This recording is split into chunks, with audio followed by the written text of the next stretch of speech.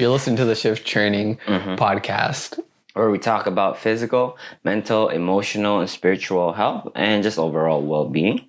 So in today's podcast, we're going to be talking about intention, impulse, consistency, and habits, which are all essential and play a role in our daily life. So let's talk about them. Vaughn, what are we starting with? All right, so the first question we got is, why is intention important? Okay, so this one is a great one. As someone who kind of takes a little bit of pride in living intentionally, intention is kind of like, as it says, specific intention. It means you gave it some thought. There's a strong pull towards it. You are gonna specifically do something on purpose versus things kind of happening randomly or chaotically or wildly. Now, granted, there are some people who have a greater appreciation or acceptance of chaos or order or vice versa, right? And we're not even talking about that. But just in general, to move with intention is like, kind of think about free will. If you appreciate the ability to say, I'm going to go buy something, and you go buy it and you feel like that's good that you have the ability to do that, that's intention. So think about moving through your life with more of the ability to say, I want something, I'm going to go do it and take a step closer to it. Vaughn, what do you think? Absolutely. Couldn't agree more. And I think intention is synonymous to clarity. So the more intention you are with your own decisions, the more clarity you'll have. Right. And I think one of the things that's kind of a disruptor to that is impulsiveness. So let's move on. What's the next question, Vaughn? Why can I just be impulsive whenever I want? Okay. So the idea of being impulsive whenever we want kind of leads to, if you think about how many impulses or sensations that we experience in our body on the regular, it seems like total chaos. It's think about how many times in a day you get distracted or something calls your attention, you go, oh crap, I was supposed to do this.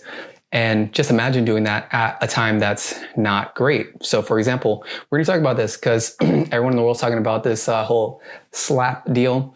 That's impulsiveness. Now, if you guys want to go through your life having those types of things, so let's say you do the smack and that's your impulsiveness, imagine that every time you come into a situation, your response is to have that impulsive slap. And you see how much drama and trouble was created just from that one moment of impulse. Imagine you're consistently having moments where you just succumb or give into the impulse and your life looks like that constantly. That's why I would say you can't just be impulsive whenever you want unless you just want to live a completely chaotic life. So the next question that we have is, what are the pros and cons between intention and spontaneity? So for me, I weigh the pros and cons a little bit differently. Again, this comes down to your personal preference for like whether you more so prefer chaos or order, and that might be relevant to like your past and trauma, etc., and how safe you felt growing up, blah, blah, blah. So for me, I tend to prefer order.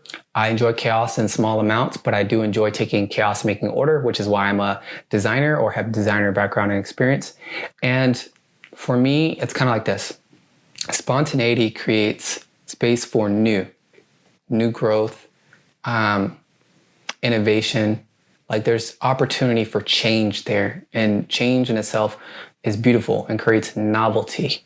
And then on the pro side of, let's say, consistency or even intention, it is kind of saying, I plan on or will move towards this, and it's kind of having that guiding star. So it can provide some level of clarity. So instead of it being like you have to figure stuff out all the time, you kind of have an idea and you can just execute. So that can, in some cases, make it easier. I would say the cons of spontaneity are being in chaos and not really knowing how to play out. You can have novelty, but also like you can create a novel experience, something spontaneous, random, go do something, and all of a sudden something not so great can happen or something amazing can happen, but it's random and you don't really know. So that's one of the downsides. If you like security, spontaneity usually is less likable for you. And then on vice versa, sometimes being hyper consistent creates boredom. Like you won't become stimulated by it anymore. Hedonic adaptation will take effect. You'll just like, it won't even matter to you. So things can lose their value or meaning if you are super consistent or super rigid. All right. So you mentioned about hedonic. Can you elaborate on that a little bit for those of people who don't know? So hedonic adaptation is something that I learned a little bit about in the Science of Wellbeing course, which I recommend anybody take. It's a free course on Coursera, Dr. Laurie Santos, Yale, all that good stuff. So basically, it's when we adapt, in short, to a stimulus. So let's say that as we adapt or adopt to something like, oh, this is happening, I'm used to it, it's like the amount of chemical release or let's say drug hit you'll get will be lesser and lesser. So you'll keep going bigger, further, just to get that same kind of response in your body. We adapt to it. So really hedonic adaptation is supposed to help us in terms of being able to adapt to pain, where pain won't harm us as much, but really we use it kind of in the opposite and we kind of numb out all the good stuff when really it's meant to numb out the bad stuff. You'll learn more about that if you go check out the course though. Well, for me, I think that the pros for intention is obviously, like you said, the more intention you have with your own decision or whatever it is that you're going to do, then the better you'll save more time, right? And then the spontaneity, it creates chaos, but at the same time, that's where the creativity happens when you're spontaneous. But first, I think spontaneity happens when you have the intention at the beginning in order. So I think that's what I think. I think that's true. I agree with that. Having some sense of order or safety and then pursuing spontaneity gives that a good balance. So Vaughn, question for you. Mm-hmm. How can I create more consistency in my life, or how can I be more consistent? How can I be more consistent? Well, first of all, I think this is related to intention. First, you have to identify who you are, your own identity. You want to identify yourself to your goal or to the things that you want to accomplish. So let's say I want to be consistent with working out. Well, you want to complete the sentence of I am a person who is an athlete or someone who has a healthy lifestyle. You all start from there and, create a list of values that who you, the thing that you're going to be. I agree. And I think that part of that, like you said, is with values. Mm-hmm. So if you're looking to be more consistent, part of it is definitely identity, because we generally don't act out of character too often, or we don't really try to. So if we believe we're something, then we act in accordance with that belief, but also valuing, like if you no longer value certain elements of your lifestyle, it's easier for you to say, I will choose something different because I want this to be a part of my new identity. I want this to be a part of my life. So if you increase the value of something else, even if it's like, I want to go work out more, what's the value? Stack that. Stack up the value of it. How important is it? How big of a deal? Make it to where it's critically essential for you to do that as a part of who you are. And it makes it easier for you to be more consistent, even in the tough times.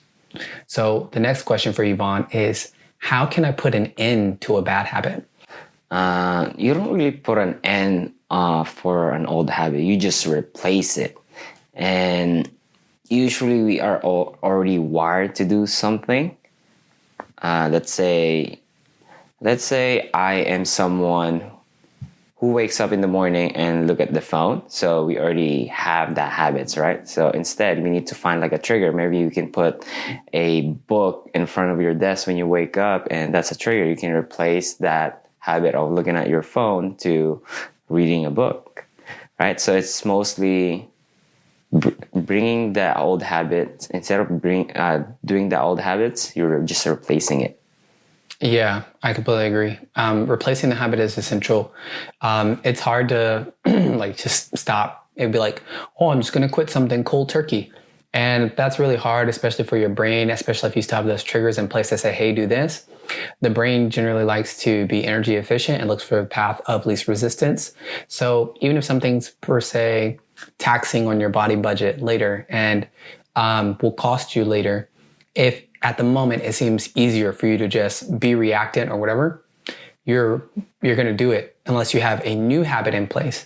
And when you do so, you have to train and practice the new habit until it becomes easier than the old habit. And that might become the new default simply because it's easier for the brain to do that. That's right. And I think if you want to go more in depth on this habits, you can read, there's 2 books that we would recommend, which is Atomic Habits and The Power of Habits. Excellent books. Read the books. Do the things in the books. You'll learn from the books and grow from the books. If not, then the books are just books. So today, guys, we covered intention and impulse, consistency and habits. And the short of this is basically, if you're able to manage your intention, you can deal with impulse by urge surfing or utilizing intention more in your life than impulse. And that makes it easier to be consistent. And consistency makes it easier to forge new habits. So if your goal is new habits or wishing you could just do stuff more consistently or wanting to be less impulsive, we're still going to come down to increasing the value of intention and making that more of a dominant feature in your life. So if you guys have any other questions you'd like to ask, Vaughn, is there anything else for us? That's it for us. So if you guys like this content, don't forget to comment and tell us what your 2 cents. And that's all for today, guys. Thank you for listening to Shift Training, and we'll catch you next time.